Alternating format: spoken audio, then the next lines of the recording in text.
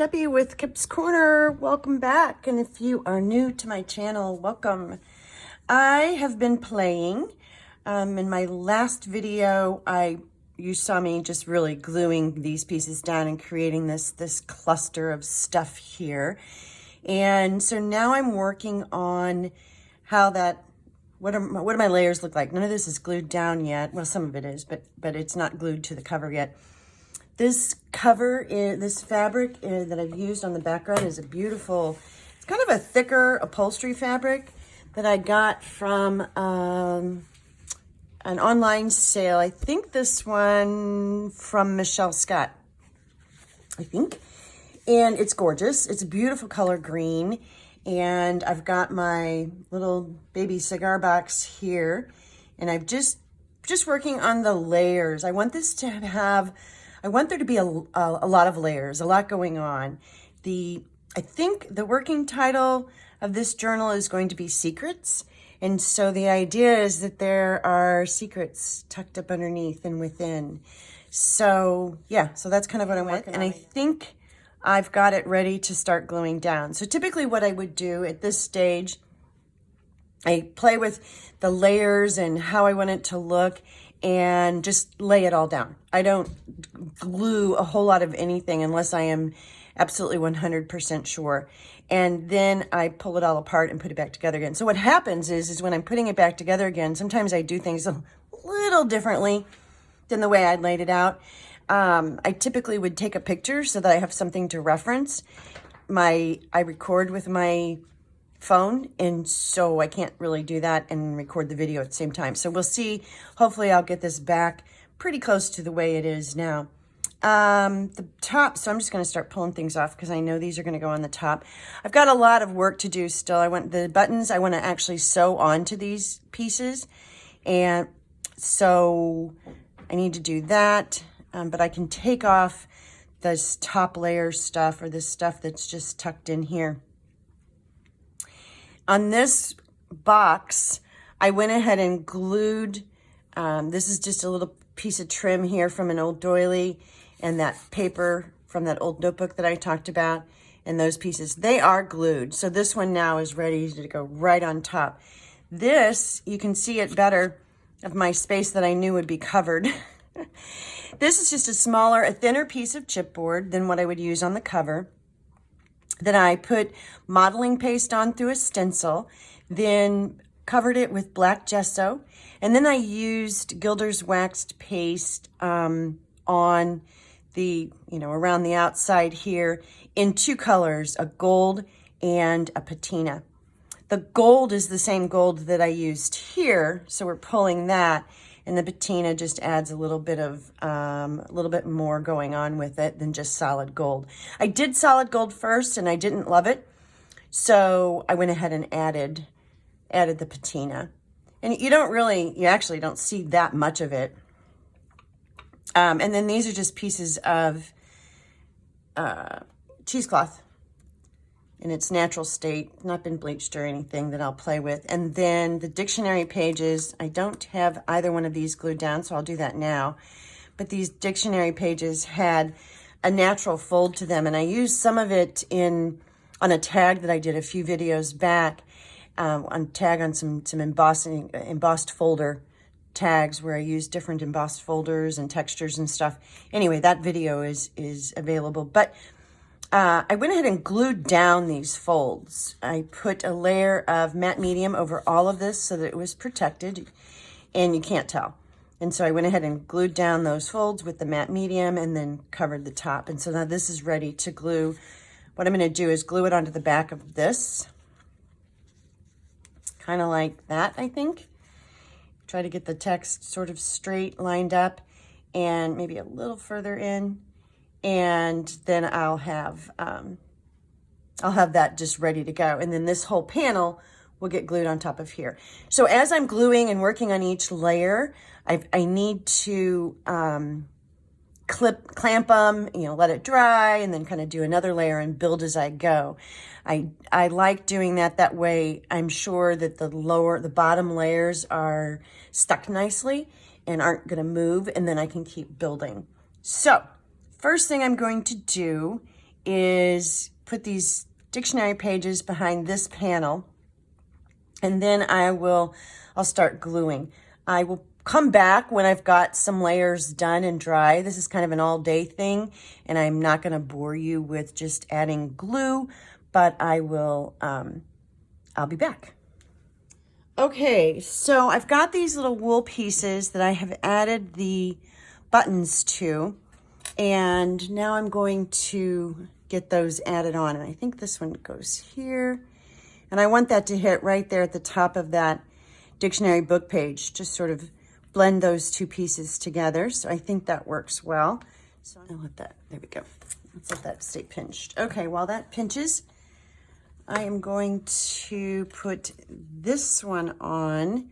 But this one, I'm thinking I want to do something right around here too on the spine. And so I'm not going to glue this one all the way down yet. I'm just going to glue it right where I want it, which is about right there, I think. So I'm just going to get the glue into this first half for the moment and leave this string, the rest of this nice and long, so I can decide what I want to do over here. But I want to finish getting the front down before I decide, because I want it to all work, theoretically. All right, now I have this little guy, and I put some stitches, some hand stitches, little cross stitches up here above to just kind of same color thread as I used on the buttons. And I'm just going to tuck him right there. So this is going to be tricky. I'm going to put my glue here. Actually, you know what? I think I'm going to actually use matte medium on this one, because it's going to seep through, and matte medium will not show quite so much. Okay, I got my brush. Let me put the lid on this. I'm going to use super matte medium. It's Liquitex, and it's matte super heavy gel, and so it's thicker. And on something like this, and I've also noticed that it dries faster, and so it's not quite as runny. Not runny. Matte medium really isn't runny. Just, it's thicker.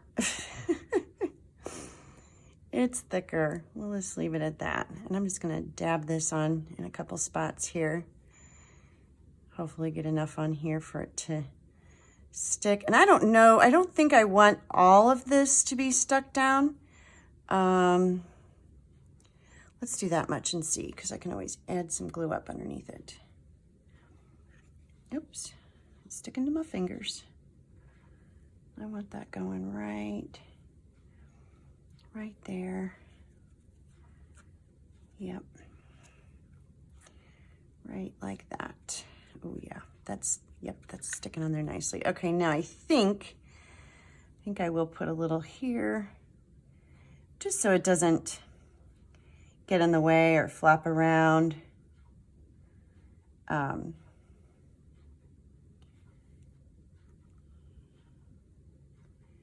And the matte medium does work really well on fabric too. Fabri-Tac does too, of course, but the problem with Fabri-Tac on this type of thing is that this is, this is meshy, netty. It's like a netting. And Fabri-Tac, of course, as all glue, goes right through it. But Fabri-Tac, when it dries, has a little bit of a shine or a sheen. And so you would be able, you can see the glue. There's a shine that you can see through there. And matte medium doesn't. And so it will, you can see the white now, but when it dries, it'll dry clear. Okay. All right, that's my little cluster there of fabric. Okay, now I think this is ready. Let me take this off. Yeah, yep. And you can see, or maybe if you can see this little hole right here, that's my hole for my knob, for my hitch post closure. And so that will be right there. I went ahead and put that in before I put this down so that these pieces weren't in the way with my Crop-A-Dile when I was poking the hole. And then after I put these pieces down, I just took a poker and poked the paper right where the hole is. So we're good there. All right, I think I want this just tucked right in there. And I think this is another candidate for matte medium. Yep, I like that. What that does is it balances. So I don't want this symmetrical, but I want it balanced. And so this will help, I think, balance this side up here. And then I may need to play a little, that's not straight. I may need to play a little down here yet. Or kind of up here in the corner maybe, I don't know. I don't want it, I definitely don't want it perfectly symmetrical. But I want to get some balance in there. So left, right, top, bottom, that there is, it flows. That's the word I'm looking for, I think. And I'm just going to dab a decent amount on here of this so that, because it's going to be fragile if I don't. And I want to make sure that it gets stuck down, that there's not, and all of it, you'll be able to see this white on the other side, but again, it will all dry clear. This down the back side is a nice, like these two play well together. So I'm going to glue that down. Do I like that? That's kind of fun. And then that's just all that's on the spine. And then what I'll do is, I don't know, maybe a book plate or a dangle, something up here. And then that's just sort of fun and different. And it goes with all of that. And there's a little bit more of that over here. Yeah, let's do it. All right, all I have left to do, and then the cover is done except for the knob post, and deciding on the book covers, book corners. Actually, you know what? Knowing what I'm going to do on the book corners might help me decide what to do about that spot right there. Let me get my glue covered. What do I do with the lid? Anybody see the lid? Oh, I found it. I've got my paintbrush in my mouth, that's why I sound funny. Oh, okay. All right. Okay, I'm back. I am calling this done for now. I think I've done enough damage. And there is a lot going on. I may have actually gone overboard, but so be it. It's definitely unique. I have paint all over me, or good black gesso. It's an eclectic mix of stuff. These are the corners I'm going to use. I won't put those on until the very, very end, but I just wanted to get a feel for what this looked like with them. And I do like those corners a lot. Let's walk through from the bottom. There's cheesecloth back here. This is a little tiny piece of a vintage trim. And this board has modeling paste on it through a stencil. And then on top of that is black gesso. And then on top of that is two different colors of wax, Gilder's wax paste in a gold and a patina. Then down here, you've got tucked down here at the bottom and over here on this side is a piece. It's all the same piece. That's a piece from a vintage, it's from the late 1800s, from a notebook. And if you look closely, there you go, you can see it's a list of numbers. It ends at, what is that? It goes, well, 16, 13, 19. So I guess they were like numbering something and then the words went on. Anyway, so there you go. This is a piece of a vintage doily with a rusted safety pin, and back up underneath the corner, you can see there's just some wonky sort of hand stitches in there. This is a vintage metal button, and I did not add any wax to it, so that's really is sort of the color it was. This is a little metal butterfly on here that it was gold, bright shiny gold, And so I painted it with black gesso again, and then added both rust and gold wax on top of it, Gilder's wax. Then back here is from a vintage dictionary page, and I just love the color. More over here. And on both of those, they had some folding on the edges, and I just glued that folding down and kept it all as is, and then put a layer of matte medium on top of both of those, just to protect them. Likewise on this other piece back here.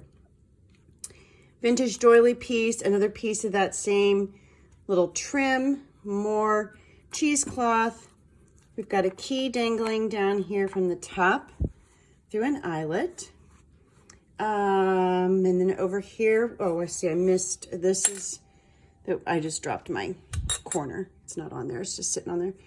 This is a piece of wool and more vintage lace here. Let's see, I was back up here. There's that same piece of wool and another metal button. This is a piece of wood that I have put clear embossing powder on top of to give it that sheen. And then some more of that vintage doily tucking out there. Then the center here, these are mostly metal, well, metal, wood, chipboard. This was an earring. That's metal. Some of these were silver that I switched out. I painted them black and then put the gold on top. This was a button, and this rose is covering the buttonholes back here. That's metal, metal, metal. So yeah, just a bunch of different things. This is a leather embellishment for leather working. Number 5, little tiny heart up there. And then on the back, I just have this strip of this pretty vintage, it's like a lace trim. And so, let's see. I'm going to take this, well, the middle corner is staying on there. So here's what the book will look like. I can almost not, here, let me come up just a little bit further. You can begin to see all my trash and mess around, but here's what it'll look like. When it's full, it'll kind of be like this, about like that. It's going to be a chunky guy. She's got a 2-inch, I think that's a 2-inch spine, or almost 2-inch. Yep, oh gee. It's actually almost 3 inches. It's 2 3/4 inch spine, so it's a huge spine. So this is definitely going to be a big guy, girl. And then of course, I think I've mentioned this before too. This base piece is a vintage wooden cigar box, is what I started with. So there it is. This likes to flop around, but that's okay. I'll slip that back on. You can get an idea of what that will look like. And then there will be, these gold corners will be on all 4 corners. And there's another one hiding somewhere over here in my mess. Gee, there should be anyway. I don't know what I did with it. Oh well, I'll find it.